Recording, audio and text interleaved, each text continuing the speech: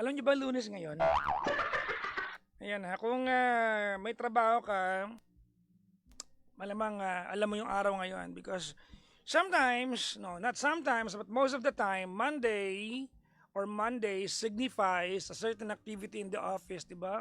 May gagawin ka pag Monday mo lang ginagawa. Pero pag batugang ka, weekend, araw-araw sa'yo. Dahil dyan, batiin natin yung mga nilalang na walang trabaho pero madalas Mano ulam! Ako po ang inyong lingkod. Ako po si Papa Jackson. At guess what? Kompleto ang tulog ko ngayon. Aga ko nagising kanina. Oh. May kumati kasi sa katawan ko. Kinamot ko, nagising na ako. Ano yung, ano yung kinamot ko? Inamoy ko nga pa.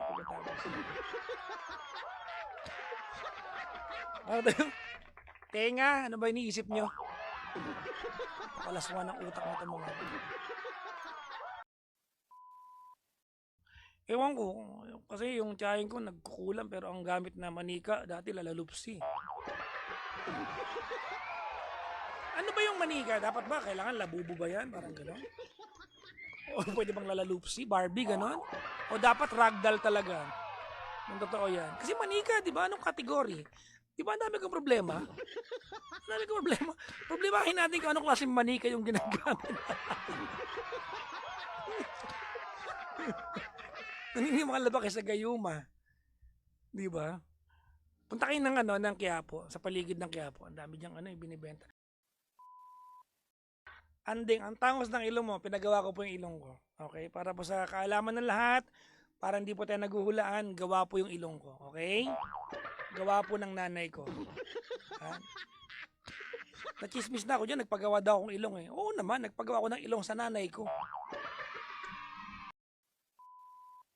Oh, yung placement, yung pag-process ng papel. Magkano inutang nyo doon, ma'am? Umabot daw po na sa 50 po, ganun 50? po. Anong Gcash mo ako na? Sagot ko na yan. Charot lang, charot. Tapos po yun, nakautang po kami kay kuya niya. Hindi ko may paliwanag na maayos pero there's a very big difference between ang layo mo na nga, hindi ka pa malambing sa akin. There's a difference sa ganong statement tsaka sa alam mo namimiss kita, sana andito ka palagi, no? Balang araw pag may ipon na tayo, lagi na tayong magkasama. There's a big difference na sa part. Same statement yun, na pareho kayo na sinabi ha. Anong pagkakaiba nun sa lalaki? The first statement, you make the guy defensive. Tama? Pag ang sabi, ang layo mo na nga, ganyan ka pa sa akin, you make the guy defensive. The second statement, you make the guy appreciative. Pwede mo naman, lagi sasabi na sa akin. pwede mo naman saan, alam mo na, miss na kita. Buksan mo camera mo, tingnan mo to, gumanong ka. James, alam mo yung utak mo ha. Ano yung papakita? Yung mukha! Ano ba papakita nyo? Hindi ko alam ano ba.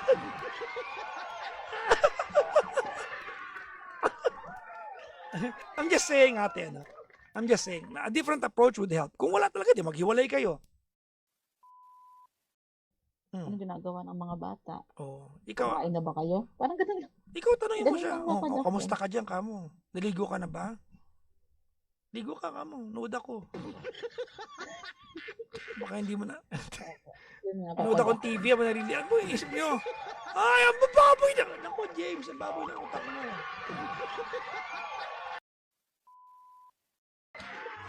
Kung meron mong pagkakataon sa buhay mo na napapasaya kita, wow!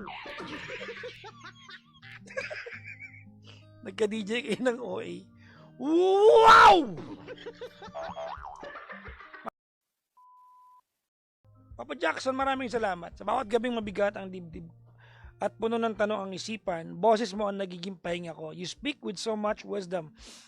I don't necessarily agree, but that's very nice of you and kind. Thank you very much. Walang filter, totoo yan. Pero laging may puso, totoo yan. Ramdam na ramdam ko na hindi ka lang basta nagbibigay ng advice, kundi nagbibigay ka ng malasakit. I always make sure. You make me laugh even on my hardest days, and that laughter saves me more than you'll ever know. Ah, oh, ang sarap naman ito pakinggan. Because nagtanong ka sa akin kung paano mag-move on, I'm telling you, I do not know exactly how to move on. I can only give you things and factors on maybe we can understand how things happen the way they happened. I do not exactly know kung paano mag-move on. Kasi ang pag-move on, I always say this, ay parang immune system yan. Yung kakayahan nating mag-move on ay parang immune system yan. Hindi pwedeng ipahiram yan. Hindi pwedeng ipahiram. So ikaw yung ikaw yung makakaalam kung paano mag-move on. It's just that intindihin natin how things unfolded. I'm not saying kalimutan mo yung pagkakaroon ng partner. But if that is your focus and that is not what's available right now, you'll end up being hurt all the time. Am I making sense? Yes. Am I making sense? Yeah. Diba, when you said that po, para bang mag-evaporate ka ba pag wala kang jowa bukas? No, hindi naman po. Exactly. But you said it in such a way na parang mag-evaporate ka. Pag naimis mo yung yakap niya, ligo-ligo lang. Aminin natin, no? Sex was one of those things that you miss. Romance, I'm sorry to say. Romance siguro. You miss someone cuddling you, embracing you, kissing you. That's human nature eh. Maslow's hierarchy of needs. Nasa number 1 yan. Food, shelter. Ano ba yun? Food, shelter. Tapos, andun physiological needs. Kasama yan sa pinakakailangan natin. Sabi niya, is it possible to be truly happy without knowing why? Well, I think we should always be aware of why we are happy. Hindi dahil alam natin exactly, but we can attribute the happiness on certain things in our lives. In our lives, no? Hindi po pwedeng wala tayong idea kung ba't tayo masaya. Imposible 'yon. Wow.